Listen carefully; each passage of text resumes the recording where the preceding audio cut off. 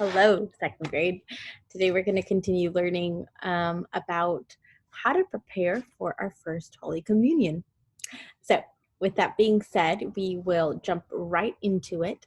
Today you do not have a coloring sheet.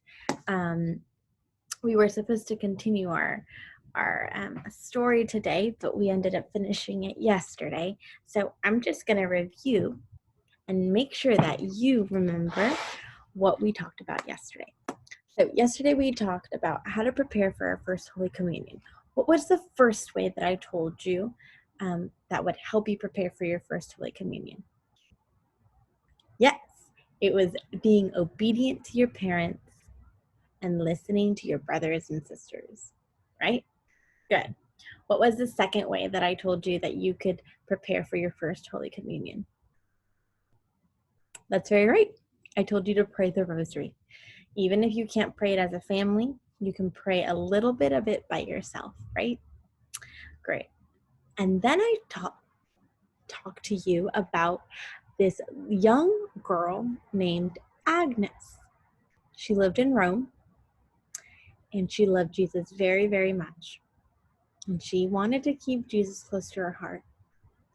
And they told her that she needed to worship the fake gods. And she refused, and she said, I will never worship the fake gods. And she was so beautiful, so beautiful and so pure. And they told her that she was going to be thrown into the Colosseum to die. But Agnes was not afraid. She taught us something. She was not afraid. She trusted in God, right? She didn't think that God was going to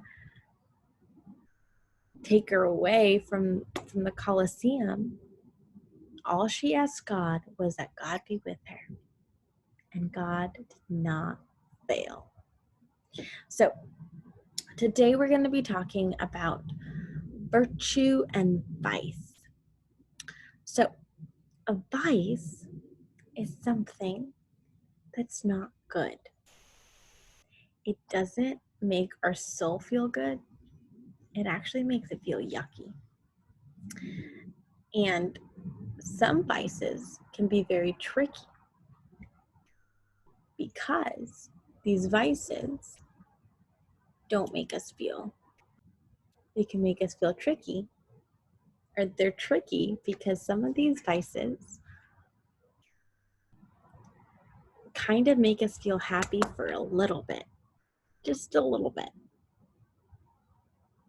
But then they make us feel really sad for a long period of time. Then we talked about something called a virtue. Who remembers me talking about virtue? So a virtue is something good. It makes your soul feel good. It makes you feel happy. And it doesn't just last for a little bit. It lasts for a long time. It actually makes you feel good and happy.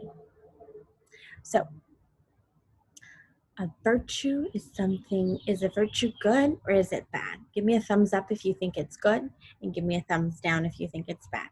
Is a vice good or bad? Good. What about a virtue? Is a virtue good or bad? It's good. Okay, good. So there are many types of vices, and then there are many types of virtues. Many. So I want to go ahead and look at the story of St. Agnes and see whether she was practicing a virtue or a vice.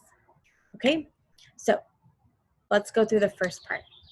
Agnes started learning about Jesus and made a promise to God saying that she was going to give herself completely and totally to Jesus. Was that a vice or was that a virtue? Vice or virtue? Give me a thumbs up or a thumbs down. Yes, that's a virtue. What did she do? What kind of virtue was that? She trusted in God, right? That's a good virtue. Okay, next, they tell her that she needs to worship the fake gods or else she's going to be killed. And she decides that she would rather die than worship the fake gods. So, is that decision, what she did, is that a virtue or is that a vice? It's a virtue, right? Again, she is trusting in God. Trust. That's a virtue. Trust in God. Okay. Now, at the end of her life, when she's in the Colosseum, she's not afraid. Now, is that a virtue or is that a vice?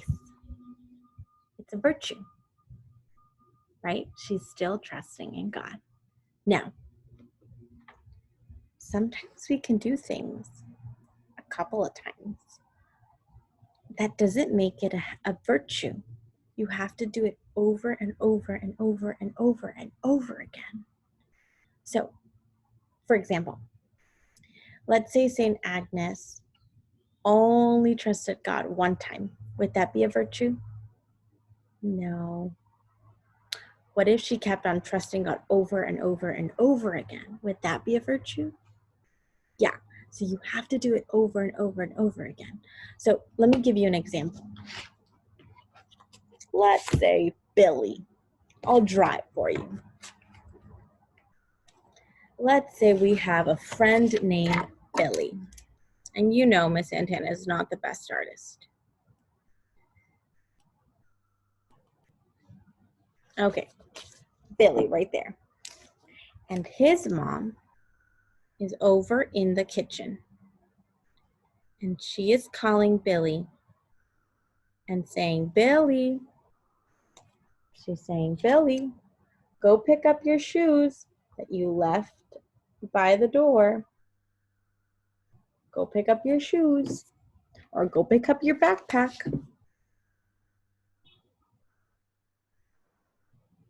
Go pick up your backpack. And Billy says, okay.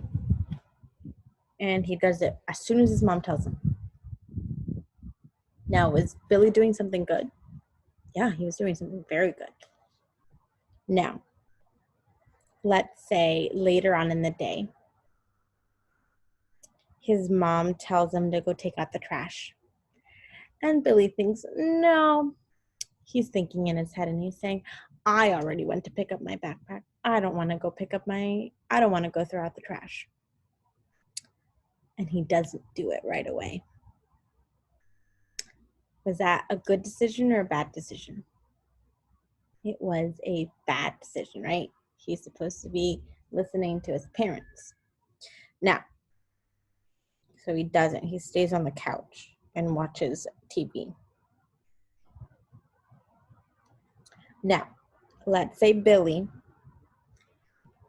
later in the day, his mom says, please, Billy, go say your prayers before you go to bed. And Billy says, okay, I'll do that.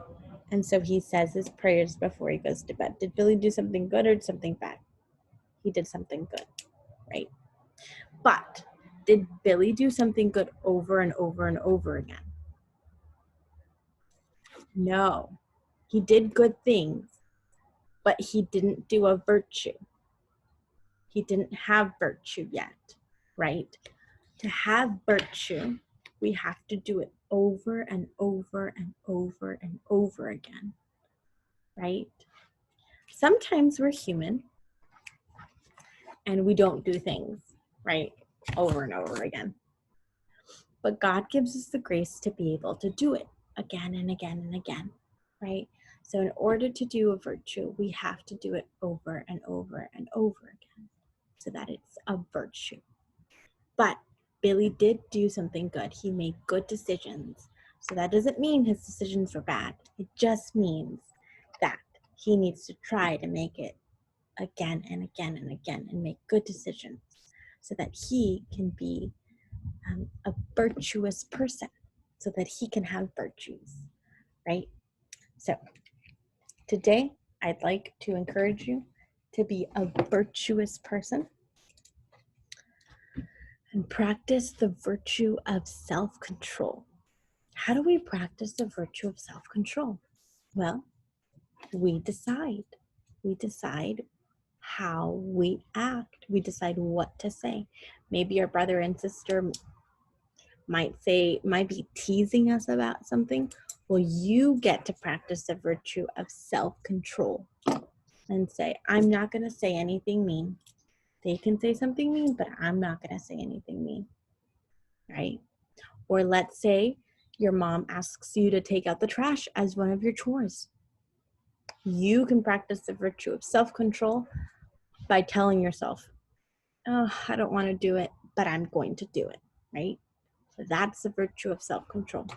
So today, let us ask God to help us with this virtue, and let us continue to be virtuous instead of doing vices, right? Vices are bad. Okay, well, God bless you. I miss you all so dearly, and I can't wait to see you soon. Totus tuus, Maria.